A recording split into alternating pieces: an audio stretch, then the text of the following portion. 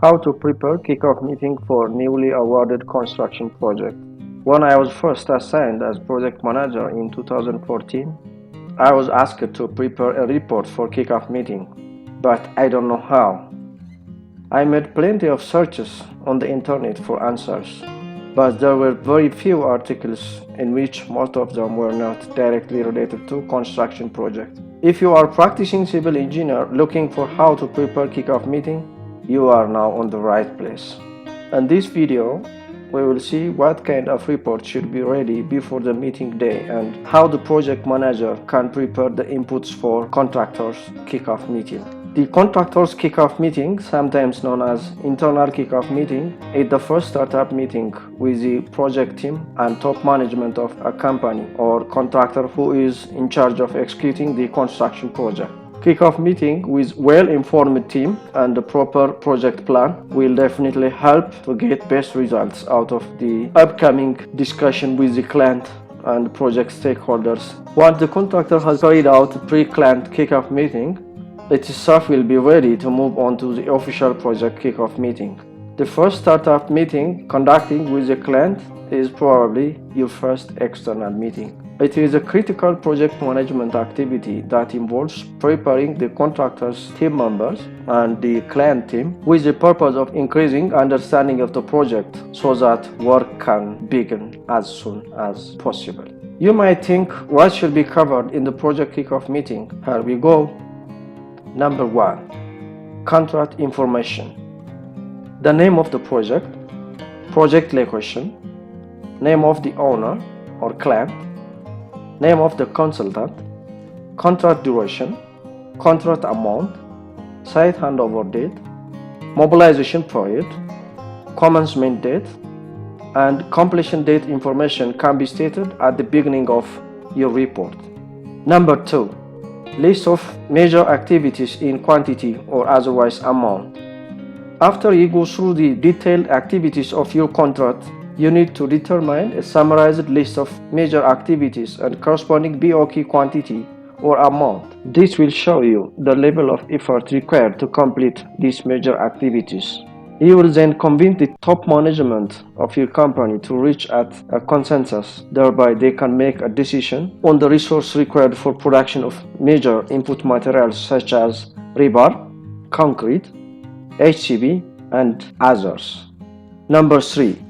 Comparison between work items of the project. Amount of the work items can be summarized as the total sum of each bill number or block number, and comparison can be made in percentage from the contract amount.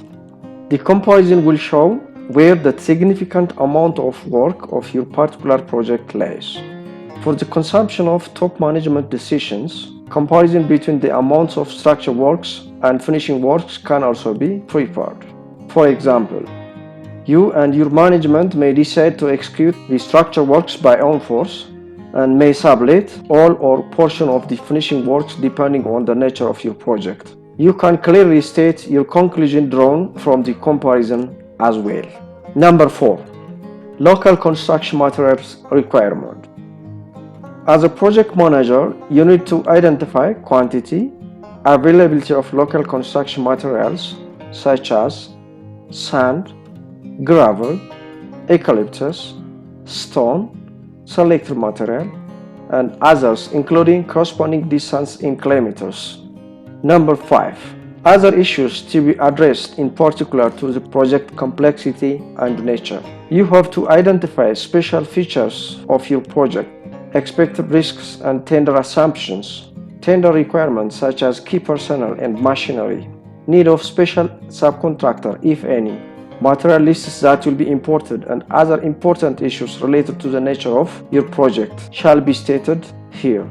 Number 6. Mobilization schedule. The aim of the meeting is to start your project as soon as possible.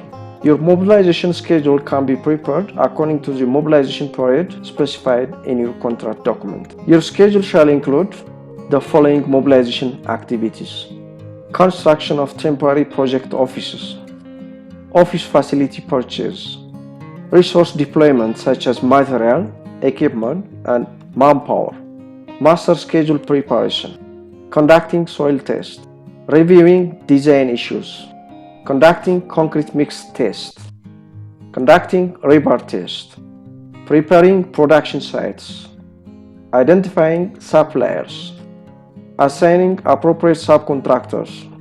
You may need to notify the local authority to begin construction and obtain legal documentation describing the site boundary, arranging necessary utilities such as water, power supplies, and ICT services for your office and the consultant's office. Let us say the mobilization period specified in your contract is 21 days. It means your project shall be commenced 21 days after the site handover date. Number 7. Advance payment disbursement schedule. Your client or employer may give you 20 to 30% of your contract amount as advance payment. This amount is to be disbursed and approved by the consultant before releasing it to your company.